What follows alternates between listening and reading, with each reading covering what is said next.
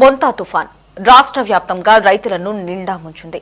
ముఖ్యంగా కృష్ణా జిల్లాలో భారీ ఎత్తున వరి పంటపై మొంతా తుఫాను ప్రభావం కనిపించింది.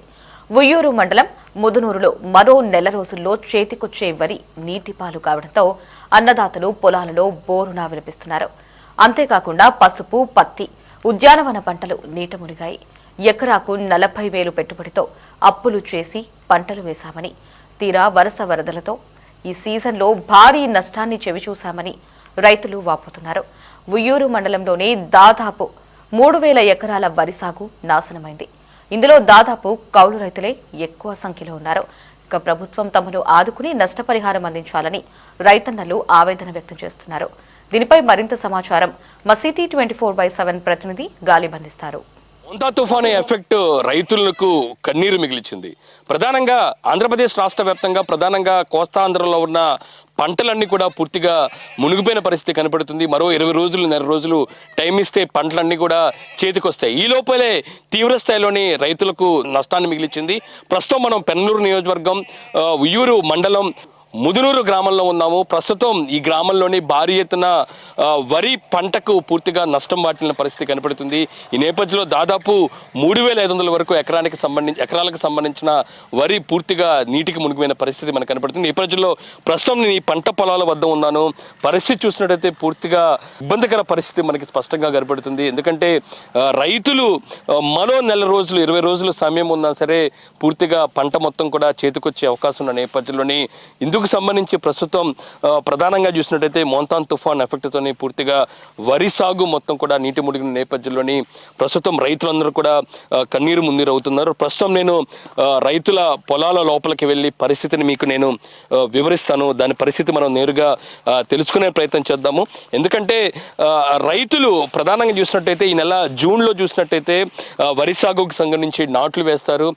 నాటులు వేసిన తర్వాత నవంబర్, డిసెంబర్ నాటికి ఇది చేతికి వస్తుంది. పూర్తిగా జనవరి మాసానికి సంక్రాంతి నాటికి పంటను ఇంటికి తీసుకెళ్లి సంక్రాంతి పండుగను చాలా సంతోషంగా చేసుకుంటారు. అయితే ప్రస్తుతం వరుసగా తుఫాన్లు, ఎందుకంటే వారం రోజుల క్రితం అల్పపీడనం చూసాము, భారీ మొత్తంలో వర్షాలు కురిశాయి. ఆ తర్వాత వెంటనే మోంతాన్ తుఫాన్ రావడంతో పూర్తిగా వరి సాగు నీట మునిగి పూర్తిగా నేలకు వాలిన పరిస్థితి మనకు కనబడుతుంది. ఈ విజువల్స్ లో కూడా మీకు చూపించే ప్రయత్నం చేస్తాము. రైతులు పాలకంచి అంటారంట దీన్ని, పాలకంకి. ఇది కొంతవరకు 20 రోజుల సమయం ఉంటే కనుక ఖచ్చితంగా చేతికొచ్చే అవకాశాలు కనబడుతున్నాయి. ఆ తర్వాత పూర్తిగా తాము ఇబ్బందులు, కష్టాల నుంచి కూడా బయటపడతాము. ఈ సీజన్ ఖచ్చితంగా తమకు పూర్తిగా కన్నీటే మిగిలించింది అనే దానిపై కూడా రైతులు అంటున్నారు. ఎందుకంటే వరుసగా వరదలు వస్తున్న నేపథ్యంలో ఇలాంటి పరిస్థితి నెలకొని ఉంది. పూర్తిగా మనం చూసుకోవచ్చు. నేనున్న ప్రదేశం మొత్తం కూడా అదే తరహాలోనే కనబడుతుంది. ఎక్కడ చూసినా సరే చాలా పచ్చగా ఎత్తైన పొలాలతో ఉండే వరి సాగు పూర్తిగా నేలకు వాలిపోయి నేలమట్టం అయిపోయి పూర్తిగా వర్షానికి తడిచిన పరిస్థితి స్పష్టంగా కనబడుతుంది. అయితే ఈ అంశాలకు సంబంధించి రైతులు ఉన్నారు. ప్రధానంగా వీళ్ళందరూ కూడా ఉయ్యూరు మండలానికి సంబంధించిన రైతులు. వీళ్ళందరూ ప్రతి ఏడాది వరి సాగు మీదే పూర్తిగా ఆధారపడి తమ జీవనాన్ని గడుపుతూ ఉంటారు. ప్రస్తుతం ఇది పూర్తిగా కన్నీటి మిగిల్చిన నేపథ్యంలోని వాళ్ళ ఇబ్బందులు ఏంటి, ప్రస్తుతం ఈ పంట ఏదైతే ఉందో అందరూ అనుకుంటున్నారు చేతికి వచ్చేసింది వరి సాగు, ఇంకేముంది, నీటికి మునిగినా పర్వాలేదు అనేది కూడా ప్రతి ఒక్కరు కూడా దీని మీద పూర్తి స్థాయిలో అవగాహన లేని పరిస్థితి ఉంది. అయితే ప్రస్తుతం ఈ వరి సాగు ప్రస్తుతం స్టేటస్ తెలుసుకుందాం. దీని పరిస్థితి ఎలా ఉంది, ఇది నీటి మునిగిన ద్వారా ఎంతవరకు నష్టం వాటిల్లింది, ప్రతి ఒక్క ఎకరానికి ఎంతవరకు పెట్టుబడి పెట్టారు కూడా మనం తెలుసుకునే ప్రయత్నం చేద్దాం. ప్రస్తుతం మీ మండలంలోని ఎంతవరకు వరి సాగు చేశారు, ఎంతవరకు నష్టం వాటిల్లింది? మాది 3,500 ఆకట్టండి ముదునూరు. దాంట్లో 2,500 దాని దాకా పడిపోయి ఉంటుంది. ఏదన్నా పడంటే పొట్టకాళ్ళు ఏందని ఉంటుంది. 40 ఏళ్ళు 45 ఏళ్ళు ఇప్పుడు పెట్టుబడి అయిందండి. ఇదిగో ఈ కంకి ఉందండి, కింద పడింది, ఇక పాలు పోసుకోదండి. ఇక వరదాకా ఉట్టి గడ్డి అయిపోద్దండి. అది ఉట్టి గడ్డి పోసుకుని మళ్ళీ ఎకరానికి ఒక్క మనిషికి కోసేది 3 మనుషులు కోయాలండి ఎకరానికి పడిపోయిన చేన్ని. అదనంగా మాకు కన్నీరు ఒకటే ఏడిపించిందండి ఈ తుఫాను. మళ్ళీ లోగడట్టక 400-500 ఎకరం మునిగిపోతే దాన్ని ఇప్పుడు దాకా 2వ తడ పూడ్చుకుని తీసుకుని దానికి కూడా ఎవరు బాధ్యత రాలేదు. కాకపోతే ఏంటంటే మీ ప్రభుత్వ వారిని తొందరగా కోలుకుని మాకు ఏదన్నా రైతులకి న్యాయం చేయమని మేము అడుగుతున్నాము. బాగా బాగా నష్టపోయాము, ఉడతాబత్తి సాయం చేయమని మేము చెబుతున్నాము. బాగా మీరు దయించి చేయమని ప్రార్థన చేస్తున్నాం. అంటే ప్రస్తుతం ఈ పంటకు సంబంధించి ఏ విధంగా ఏదైనా మనం నాట్లు వేస్తాము, నాట్లు వేసిన తర్వాత ఎదుగుదల ఉంటుంది, ఆ తర్వాత ఎలా ఉండబోతుంది? ఎదుగుదల వేసిన కాడి నుంచి 3 కోటాలు 4 కోటాలు పిండి వేస్తామండి. పిండి వేసిన తర్వాత 4 కోటాలు 3 కోటాలు పిండి వేసిన తర్వాత 4వ కోటాలో ఈత కంకి వస్తూ ఉంటుంది. వచ్చిన తర్వాత ఈత కంకి వచ్చిన తర్వాత ఈనిన తర్వాత 25 రోజులు ఉంటే పూర్తిగా పాలు పోసుకుంటుంది. ఆ 5-6 రోజుల్లో మేము ఈనిన తర్వాత నెల రోజులు ఉన్న తర్వాత నెల రోజులకి 5-6 రోజుల్లో బాటలు వేసుకొని కానీ ఏదన్నా వేసుకొని కోత కోసి విత్తనాలు జిమ్ముకుంటాం. అలా పరిస్థితి అనేది బియ్యాల లేదు. అలాంటి పరిస్థితి అనేది లేదు. ఇవాళ ఒక్కొక్క ఎకరానికి వచ్చి కోత వచ్చి 10,000 అడుగుతారో 15,000 అడుగుతారో తెలియదు. కాకపోతే రైతు అనేది తప్పకుండా కూపియాలి. ఆ బాధ రైతు బాధ అనేది ఏ ప్రభుత్వం కాదు ఎవరో గారో కూడా పట్టించుకుంటున్నా. ఆ రైతాంగాన్ని శుభ్రంగా ఏదన్నా చేయాలని మీ ద్వారాగా మేము అడుగుతున్నామండి. మనం లోపలికి వెళ్దాము. లోపలికి వెళ్ళి మరింతగా పొలానికి సంబంధించి ఎంతవరకు ఇబ్బంది వచ్చింది అనేది కూడా తెలుసుకునే ప్రయత్నం చేద్దాము. ప్రస్తుతం నేను లోపలికి వెళ్తున్నాను. లోపలికి వెళ్ళిన నేపథ్యంలోనే ఎక్కడ పంట నించున్న పరిస్థితి లేదు. పూర్తిగా నేలకు వాలిందే మనకి ఎక్కువగా కనబడుతుంది. రైతులు మాత్రం ఏదైతే మనం అంటామో మన పిల్లలు ఎదుగుదల చూసి చేతికొచ్చి ఉద్యోగం చేస్తే ఎంత ఆనందపడతామో అలాగే పొలాలకు సంబంధించి నాట్లు వేసి ఎదుగుదల వచ్చి ఆ తర్వాత ఇంటికి తీసుకెళ్లిన ధాన్యం ఉంటుందో అప్పుడే రైతు సంతోషంగా ఉంటారు. అయితే ప్రస్తుతం పూర్తిగా దేనికి ఉపయోగకరంగా లేకపోవడంతో రైతులు తీవ్ర ఇబ్బందులు పడుతున్నారు. చెప్పండి, మీరు ఎలాంటి ఇబ్బందులు పడుతున్నారు, ఎలా ఉంది ఇప్పుడు పొలానికి సంబంధించి చెప్పండి. పొలానికి పరిస్థితి అంటే గడ్డు పరిస్థితి ఉందండి. నేలమట్టం అయిపోయిన పరిస్థితి వరి అంతా కూడాను. దీనికి ఖర్చు వచ్చేసి అండి 20,000 నుంచి 22,000 వరకు పెట్టుబడి పెట్టామండి ఇప్పుడు వరకు. ఈ రేపు ఇంకా అదనంగా ఖర్చు ఎక్కువ అయిద్దండి. నేల మట్టం అయిపోయిన వరిని కోసేదానికి కోతగా 10,000 అంటారు కట్టేతకే కానీ ఈ పనులు తిప్పుతాయి కానీ ఇంకా అదనంగా ఖర్చులు ఎక్కువ అవుతాయి. ఇంకొక 20 నుంచి 30,000 దాకా అదనంగా పెట్టుబడి మళ్ళీ పెట్టాల్సిందండి. ఏదైనా కానీ గవర్నమెంట్ మీ ద్వారాగా అర్థిస్తున్నాం గవర్నమెంట్ని, రైతులందరికీ కూడా ఏదన్నా ఆర్థిక సహాయం చేయమని మీ ద్వారాగా. అంటే ప్రతి సీజన్ కూడా ఎలా ఉండబోతుంది? ఎందుకంటే ఈ సీజన్ ఎలా ఉందా, పోయిన పరిస్థితి ఎలా ఉంది? పోయినేడు పరిస్థితి కొద్దిగా మెరుగ్గానే ఉందండి. ఈ సంవత్సరమే ఊడ్చిన కాడి నుంచి తుఫాన్లు మొలక గాలి వానలో ఈ ఊడ్చిన కాడి నుంచి అట్లాగే ఉందండి. ఏడిపిస్తూనే ఉంది రైతుల్ని. కన్నీటి పారవంతమే రైతులు. ఇది 3వసారి అండి. ఇది తుఫాన్ వచ్చేసి 3వసారి. జులైలో ఒకసారి పడింది, ఆగస్టులో అనుకుంటే ఒకసారి పడింది. ఇది 3వసారి. రైతులకి ఇబ్బందికరమైన పరిస్థితి, దెబ్బ మీద దెబ్బ. నువ్వు చెప్పబోయే ఎలాంటి పరిస్థితి ఉందంటావు? ఎందుకంటే వరుసగా తుఫాన్లు అంటున్నారు, సీజన్లు అంటారు. నువ్వు ఎంత పెట్టి పెట్టావు, ఎంత నష్టం వచ్చింది నీకు? పెట్టుబడి గురించి కాదు కానండి, మా ప్రస్తుతానికి 3 నెలలు 4 నెలల నుంచి రైతు అనేవాడు కంటికి నిద్ర లేకుండా కష్టపడి ఊడిసి నా దమ్ము చేసి ఊడిసి ఇది చేసి 4 నెలల నుంచి కంటికి నిద్ర లేకుండా కాపాడుకుని వచ్చి ఇవాళ ఋతువు ప్రకారం చూసేపాటికి రైతుకి కన్నీరు మున్నీరు అయిపోయి ఏం చేయాలో ఏం చెప్పాలో పరిస్థితి కూడా లేదండి. ఇవాళ పరిస్థితి పెట్టుబడి పెడతా ఉంటాం వస్తూ ఉంటాయి. కాకపోతే ఇవాళ పరిస్థితి 25,000 రూపాయలు 30,000 రూపాయలు పెట్టుబడి అయింది ఇప్పుడు వరకు. ఏం చెయ్యాలో అర్థం కాక ఇది కోత కొయ్యాలో లేకపోతే ఏం చెయ్యాలో తెలియక ఉన్నామండి. మామూలుగా రైతు వారీగా ఆలోచించి మీరు ప్రభుత్వం దృష్టికి తీసుకెళ్ళి ఈ రైతులకి సంపాదనలో న్యాయం చేయాలని కోరుతున్నాం. అంటే మీరు ఎక్కువగా ఈ ప్రాంతాలకు సంబంధించిన రైతులందరూ కూడా ఎక్కువ వరి వేస్తూనే ఉంటారు. ఇలాంటి పరిస్థితులు ఎప్పుడేమైనా చూసారా? వస్తూ ఉన్నాయండి. ప్రభుత్వం చేసిన మట్టికి చేస్తుంది. ఈ దెబ్బ కూడా తగిన న్యాయం చేసి సంపాదనలో ఇచ్చేయాలని కోరుతున్నాం.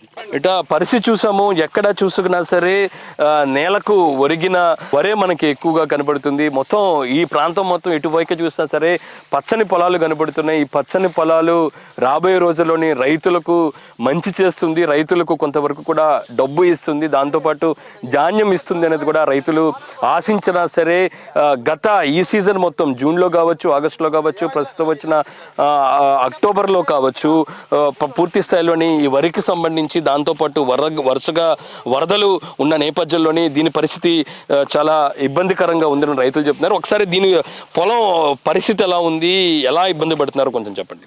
ఏముందంటే రైతులకు ఏడిపే మిగిలింది, అంతమంది ఏమీ లేదు. 3 నెలల నుంచి పండించారు, 4 నెలల నుంచి పోవడంగానే మొలక, తర్వాత మళ్ళీ ఒకసారి మొలక, ఇప్పుడు ఇది రైతుకి అసలు మిగిలేదు ఏమీ లేదు.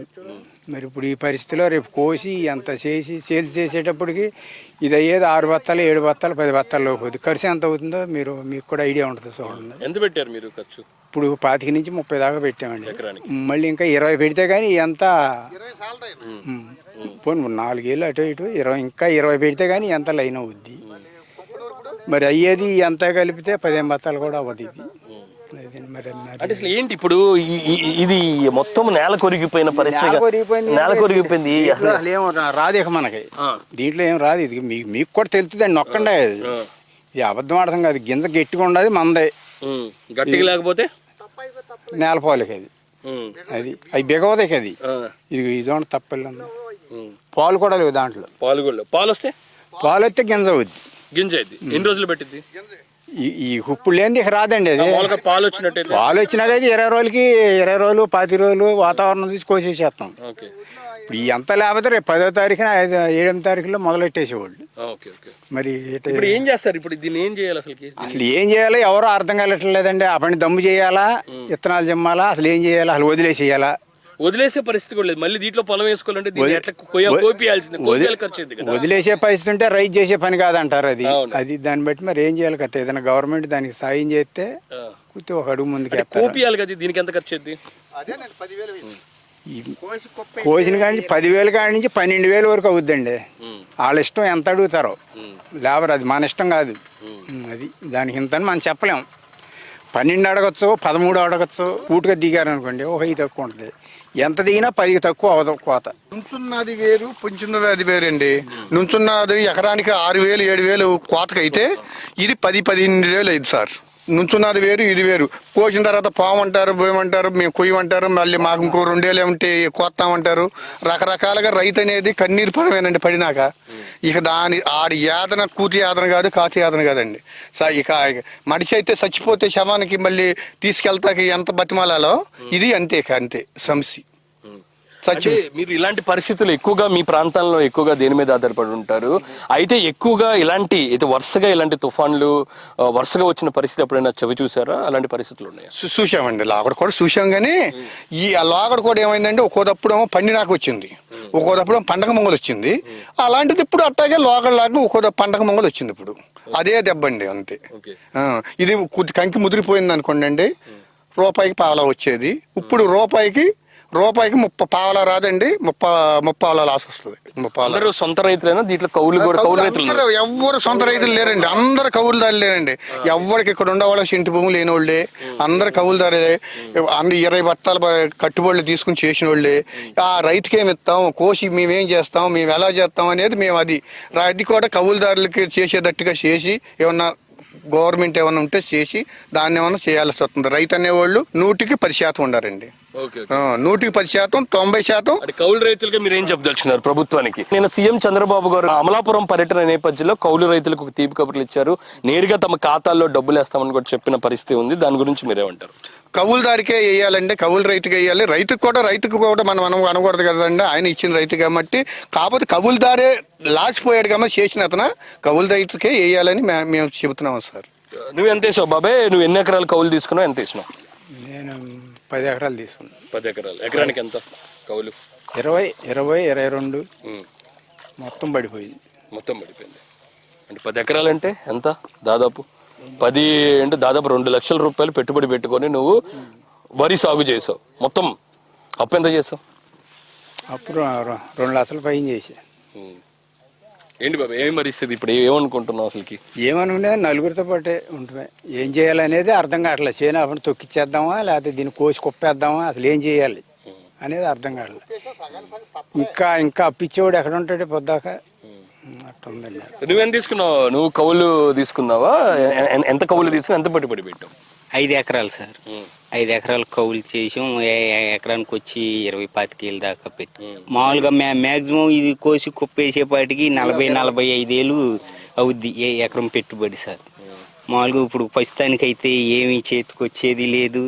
ఏది అప్పు చేసాము, ఇప్పుడు అప్పు కట్టాలి, కట్టాలి. ఇటువరకు వచ్చిన విపక్తులు ఏంటంటే సార్, మనం పెరుగు తోడంటే తోడుకున్నాక పై జల్లు పడేది.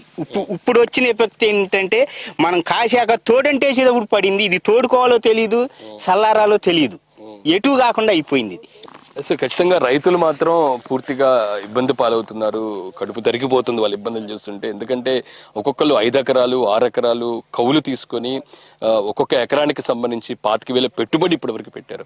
అయితే దీన్ని మళ్ళీ చేతికి రాయాలి, దీనికి సంబంధించి కూడా కుప్పకొయ్యాలి ఇలాంటివి ఉంటే కనుక దానికి ఇంకొక 10,000 ఖర్చు. అంటే ఒక ఎకరానికి దాదాపు 40,000 రూపాయల వరకు కూడా పెట్టుబడి పెడుతున్న నేపథ్యంలోనే 5 ఎకరాలు తీసుకుంటే ఒక రైతు 5 నుంచి దాదాపు 5 × 40 ఎకరాల వరకు చూసినట్టయితే దాదాపు 2 లక్షల పైగా అప్పు చేసి మరి తీసుకున్న పరిస్థితి కనపడుతుంది. చూసినట్టయితే మనకే కడుపు పూర్తి స్థాయిలోని ఇబ్బంది అవుతుందని కూడా చెప్పుకోవచ్చు. ఖచ్చితంగా పూర్తిగా ఇక్కడ పొలంలోని మనం దూరంలో ఎక్కడ చూసినా సరే ఇదే పరిస్థితి కనబడుతుంది. ఇలా ఉండాల్సిన వరి పూర్తిగా నేలకు వాలటంతో రైతులు మాత్రం తీవ్ర ఇబ్బందులు పడుతున్న పరిస్థితి కనబడుతుంది. ప్రధానంగా పెనమలూరు నియోజకవర్గం ఉయ్యూరు మండలం ఉన్న ఈ రైతులందరూ కూడా పూర్తి స్థాయిలోని కౌలు రైతులుగా అని చెప్తున్నారు. లక్షల రూపాయలు అప్పులు చేసి మరి తాము పంటలు వేసుకున్నాము.